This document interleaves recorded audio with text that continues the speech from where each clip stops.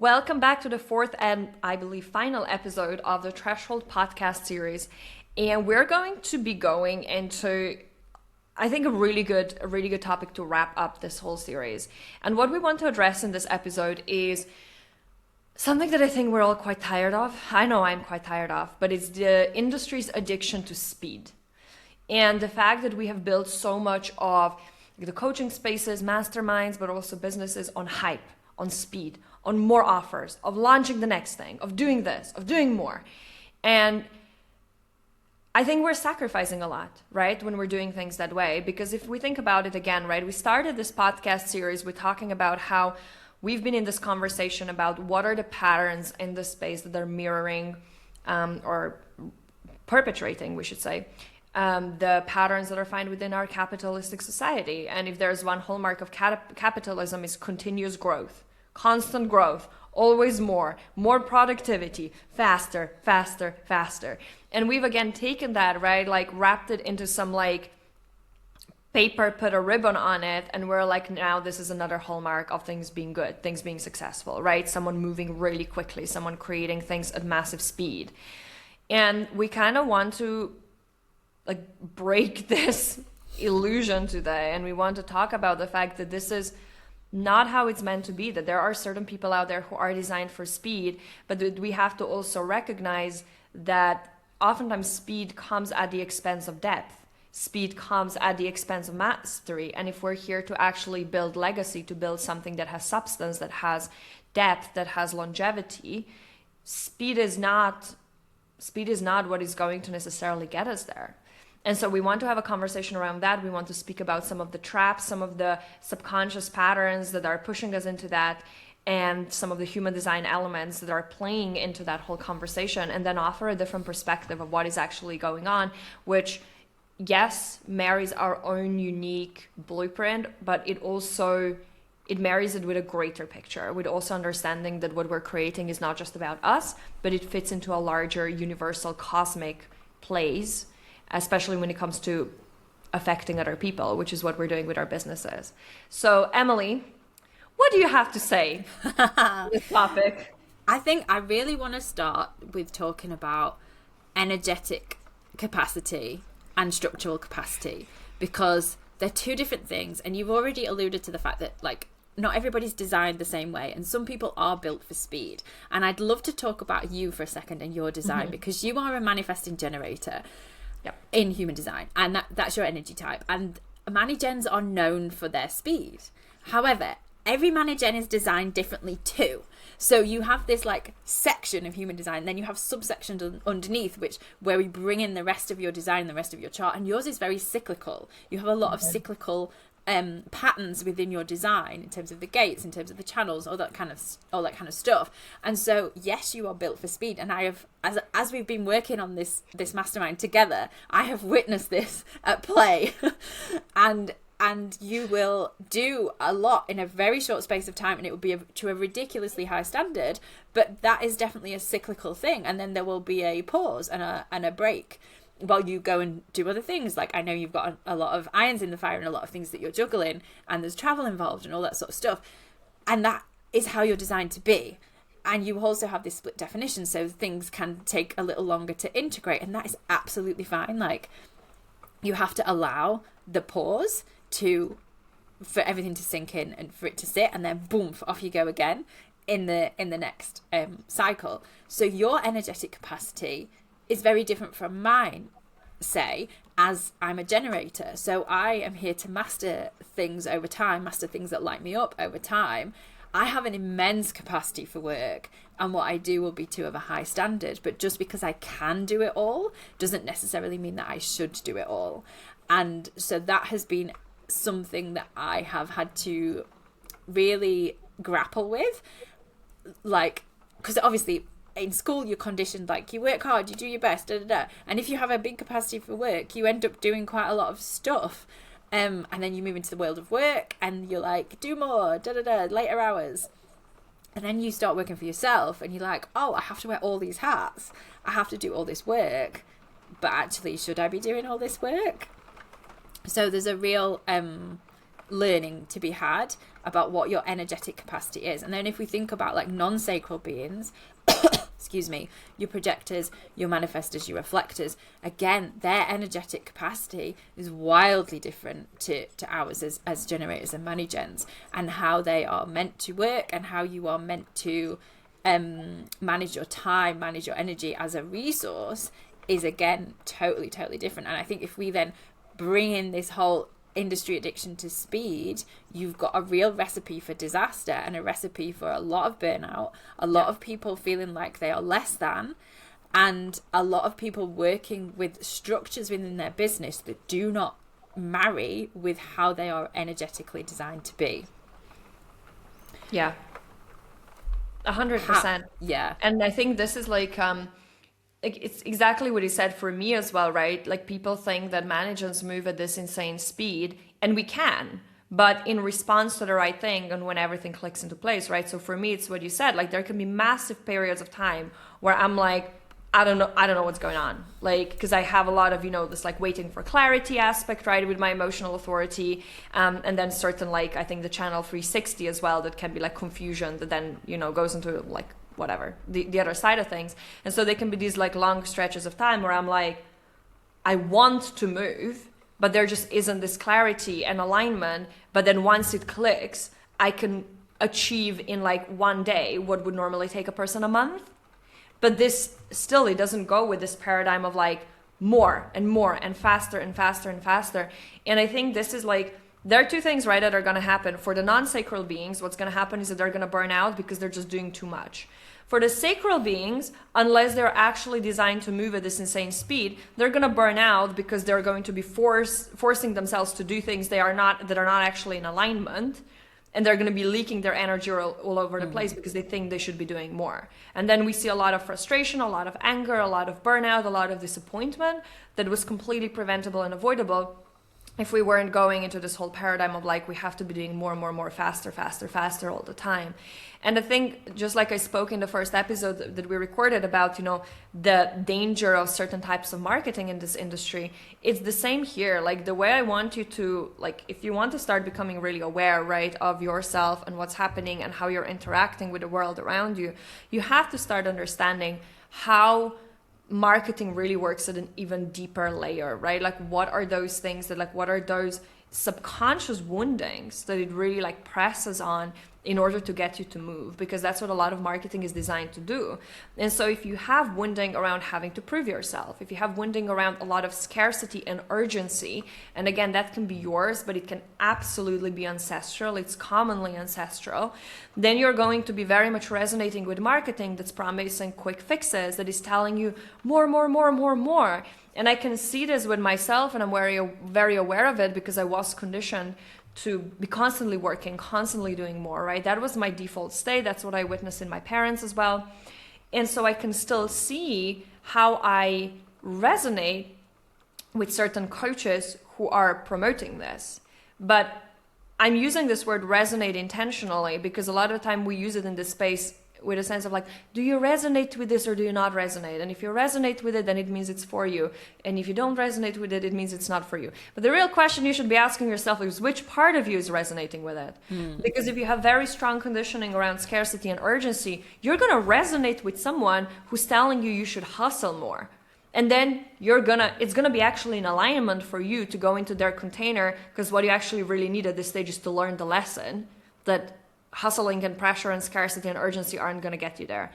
Or the alternative thing is that you actually develop awareness around it, start clearing this conditioning, and you don't enter spaces that are pressing your biggest points and layers of conditioning.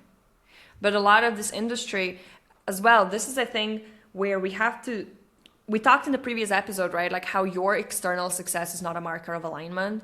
And I think we have to take ourselves, like, we oftentimes take ourselves out of the context, like we take ourselves out of the environment when we think about ourselves, right? Whereas we cannot really do this. Like, we cannot take ourselves out of the system that we're in and what this system also allows and expects or requires for you to succeed. Now, if you're operating in alignment with who you are, you're going to experience fulfillment and like positive change in all areas of your life. But equally, when you take into consideration that you exist within a system that rewards hustle, it rewards hard work, that also means that people who are going to be following the rules are going to succeed more easily in this system. So equally, you're going to have a lot of people who created quote unquote success, but they created success within a system that is built on completely like wrong energetic foundation. Yeah. And so you always have to look at yourself, like, are you creating success in a way that is dictated by a system that is inherently built on wrong assumptions about how life works, and it's rewarding only a certain type of a person and a certain type of like energy type, if we should call that, but actually everybody else who tries to follow those same rules, yeah, they may create external success, but at what cost, right? At cost of their health, their relationships, everything else. Absolutely. Absolutely. There was something you said there, and I was like, oh, I really need to pick up on that. And I can't remember what it is. So I'm going to talk about divine timing. And if I remember, I will come back to it. Because there's something within a lot of our designs, because of how we are designed to respond, or because we have a fifth line in the mix, or because we are a projector, for example, and depending on how our throat centers are set up and what gates are there, timing is everything. And I think sometimes we can see certain people having certain levels of success, and you're like, well, I'm doing the same, so why am I not replicating that? And actually there is, you're here and designed to be here for a reason, and the timing really matters of what you do and what you say, and trusting in that timing, as well as putting work in, while at the same time allowing and trusting and working on the dissolving the layers and levels of conditioning around you, is what's actually going to shift things and help things move. But you don't build legacies and you don't build sustainable businesses on quick fixes and fast cash hacks. That is not what happens. That's yes, you might make a quick buck, but at what, like you said, at what cost? And that was it. I remembered what you said. You were talking about, we feel all these emotions like the anger or frustration or disappointment when we haven't got to the place that we want to be, because we see this fast track and we think that's what we must be doing. And instead of putting that outwards on realizing, oh, it's this system that's made me feel this way, that's interacting with my inner unique frequency and blueprint, we turn it inwards on ourselves and make it mean something about us. And so that anger, that disappointment, that frustration, that goes inwards, and then we get all kinds of ugly situations that then play out in our conditioning, because it's interacting with these thoughts and feelings about who you think you can and cannot be, based on the system that you are in and the speed at which you see things moving, when actually if you turn that outwards and use that anger to change things or to make a different system or to opt out, you'd actually be in a lot more of a positive space anyway. Yeah, and this brings us again back to all the wounding that taught us that, you know, what we saw wasn't real and that we cannot express our truth. And this is exactly it, right? That's the difference between anger and rage being destructive, or anger and rage being integrated and then used as a forward-moving momentum towards positive change. Yeah. And this is also, I think a lot of us as well in these spaces, right? Like, we have been so conditioned out of being able to get in touch with, like, you know, because we will also be gaslit in a lot of these spaces of like, oh, you're getting triggered. Like, if you don't like something, you're getting triggered. This is your shadow. Maybe you're not getting triggered. Maybe it's just actually out of alignment. Maybe it's actually a dynamic that is off. Maybe you're just picking up on the fact that something's really not, you're saying, people are saying one thing, but they're doing something different. They're saying, you know, everybody's equal. There's no hierarchy, but there's obvious hierarchy at play, right? You're not being triggered. You're actually just seeing the truth and you're not okay with it. And anger is just basically your own holy no. Yeah. But then because we haven't integrated that, then yeah, we turn it inwards and we turn it into like self-destructive autoimmune shit. Or, you know, sometimes it's a little bit more benign, like a lot of self-doubt. But this is certainly a problem. And I want to like speak as well to what you said, right? Divine timing. Again, we cannot take ourselves out of the greater context. When you're here as a human, like, the bigger your mission, the more dependent it is on everyone else.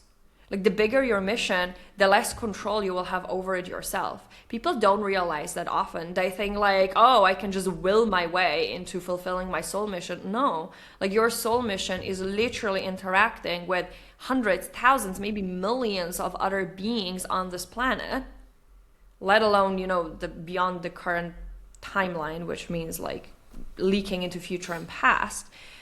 So your success may actually be very strongly synchronized with Earth's divine timing. Maybe the background frequency needs to reach a certain level. I feel like I've been talking to a lot of 5-1s this year, yourself included, when they're just saying, oh my God, our time is finally here. Because people are waking up to the massive corruption within the systems. Like we can go on air and talk about Epstein files, talk about dark magic, and people are like, yeah, like I'm hearing you. Whereas if we tried to do this, 5 years ago during COVID, people would call you like a lunatic. And I think this is also the reality. A lot of us have been sent here to specifically aid in this transition of the old into the new paradigm that is happening now in 2025, 2026, 2027 and beyond. And this is why a lot of us right now are being asked to do a lot more inner work, to actually clear things that are going to allow us to step into our divine timing, our soul mission, right? Or we have been doing this work up until this point so that we can now lead in alignment with this new paradigm, which I think is super exciting. But a lot of us forget and kind of abolish this perspective because we are so narrow-minded and so singularly focused on just the external marker of success, just that number, that whatever, number of followers, bank account, whatever bullshit it is. But it doesn't work like that. And if you're not where you, quote unquote, your ego wants to be, that's really what we should be saying. It doesn't mean it's because you're doing anything wrong. It doesn't mean you need, another 3-step messaging framework. It doesn't mean that you need more strategy. Maybe you actually are exactly where you're meant to be, or I would guarantee you that's the case. So the only question is always, what is the next aligned step for me? Mm-hmm. Yeah.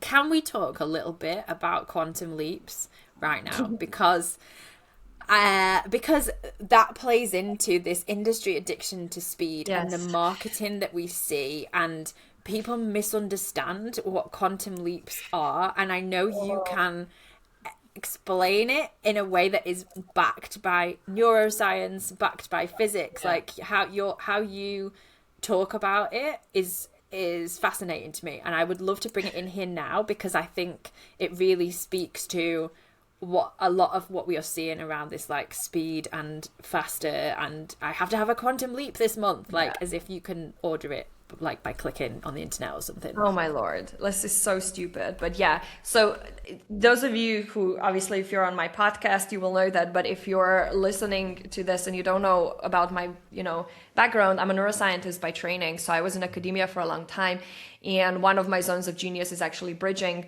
kind of like more scientific ways of looking at things onto these more metaphysical ways of looking at it. And when we're talking about a quantum leap, if we equal that to, the terminology that's used maybe in like, when we're talking about maybe ecosystems, like biology, even engineering, we're looking at a complex system transition.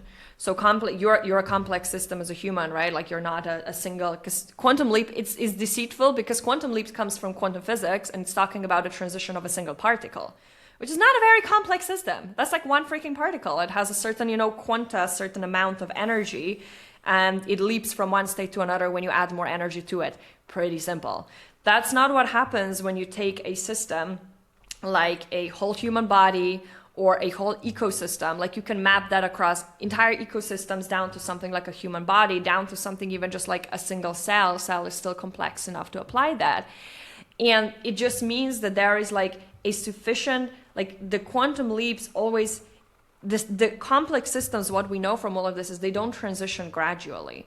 Quantum leaps are actually a natural thing that we observe in systems. So you can build up to a certain thing. You're not going to be seeing a lot of change, and then the whole system is going to transition all at once. It's like flipping the switch.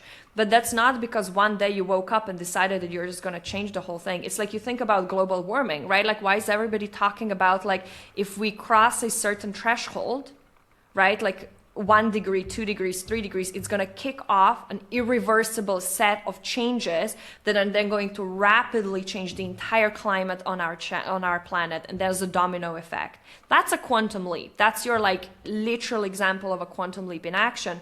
But the process it's taken to build up to the point where that switch is flipped can be years, decades, millennia, right? Depending on the size, scale of the system, sensitivity, like every single one is different, just like all of us are different. And so it's going to be the same about a quantum leap here. A quantum leap happens on the back end of someone consistently doing the work it takes to shift the entire state. And the entire state is what a lot of people here refer to as identity. But identity, if we take it a level deeper, is a cumulative sum of all of your conscious, subconscious beliefs, programs, oaths, obligations, frequency, entity attachments, if you have them. Hopefully you don't, but you probably do. That is determining your overall vibration. And that vibration needs to shift to a certain like critical point, and then the whole transition changes and flips over into a new reality. We could call it a new timeline, but it's like a new version that's available to you. And then all of a sudden the entire 3D reality rearranges. And that's what happened. I have a whole masterclass on that. We can link it underneath here if you want an hour-long explanation of that. But that's what quantum leaps are. They're actually a natural progression of the system. And I would argue that if you're working with more of the frequency level, you are actually destined to experience quantum leaps. It's more natural to see quantum leaps than to see gradual progressive growth, which I think people also don't note here, because we think that we're going to expect gradual progressive growth. But this will only happen if we've intentionally set up the whole strategy based just, so let's say you're running ads or something that has a predictive algorithm that is pre-coded, that is not necessarily requiring just identity change. Even there, you're going to be operating within a certain comfort zone there. Like you cannot go beyond it if your frequency doesn't allow it. But there within that space, you may experience like linear growth, right? Because you're like, oh, okay, cool. Now I'm putting, 5K a month into ads and then 7K a month into ads. But then you're going to reach the edge of your current comfort zone identity at maybe like 10K months injecting into it, and then you're going to have to do inner work before you can break through to the other side. And then you're probably not going to go to like 20K, but you may go much, much, much higher all of a sudden, right? So this is kind of how quantum leaps actually work. Like it's nothing magical. It's a completely like it's a phenomenon we observe in all complex systems that I'm aware of, and it's the same here. And it's not built on like speed and hype and sudden like transformation. And this is, I think it's so dangerous, like, because people talk about, like the energetic activations. And it's like, you're going to come into my space and I'm going to activate you and you're going to quantum leap your business. Is it possible for that to happen? For sure. But only if you already had everything set up until that point. And it's going to simply be, you're going to enter that person's space at the exact right time, that what you need to push you over the edge is going to be that activation. It's not because that person has the actual fucking energetic capacity to lift you from a complete slump and transform your life overnight. It's marketed like that. It sounds fascinating. It sounds like a quick fix. And it's why people who come into those people's spaces, 1% of them actually see that kind of a transformation. That's because they were already at a tipping point where that was all it took, and that energetic activation, maybe it was a reframe, maybe it was a shift, it flipped the switch, it made something click that allowed the whole landslide, like snowball effect, to then happen from there onwards. Yeah, thank you. I'm glad that we got that in there, because I just think it's such a great myth buster for something that is used in a lot of marketing and is used to really push the narrative of speed being the only way, and actually that's not what it like I said, I can't remember which episode it was, but there's always a grain of truth and then it can get twisted, and I wanted us to talk about that today to help bring that back to what it actually is. Yeah, and I think the thing that's, again, what is really, really, I would advise everyone, I don't think people listening to this conversation who are going to come into the mastermind necessarily need to hear this, but everyone else, start listening really to what people who have created a lot of success are saying, because what they're going to tell you is, first of all, stop chasing quick fixes. Everybody's going to tell you that. Even if their marketing uses some of the marketing tactics where you are actually going to come into their spaces and talk to those people, no one built it on quick fixes. All of those people normally hustled early on. All of those people worked really fucking hard. All of those people built step by step to get to where they are. There is no actual magic to it. There is magic to how they move in terms of frequency, but everything else will also add up logically if you look at it. Maybe at some points it won't look like it, but overall it will. And I think this is a really important thing. And same with quantum leaps. They may be selling you masterclasses on quantum leaps. They may be selling you, programs to help you quantum leap.